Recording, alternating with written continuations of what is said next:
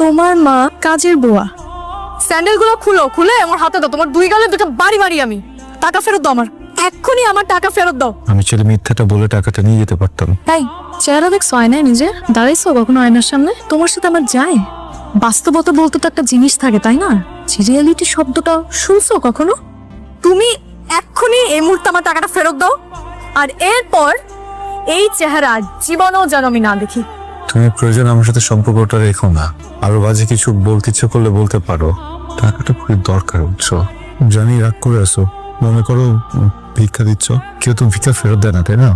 আমি কথা দিলাম আমি এটা আগের মাসে ফেরত দিয়ে দেবো। প্লিজ আমি টাকাটা নিয়ে যাই, প্লিজ। ভিক্ষা লাগবে না, যা দিলাম ভিক্ষা।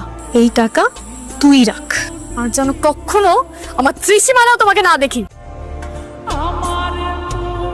আমি না কষ্ট পাইনি, আসলেই কষ্ট পাইনি।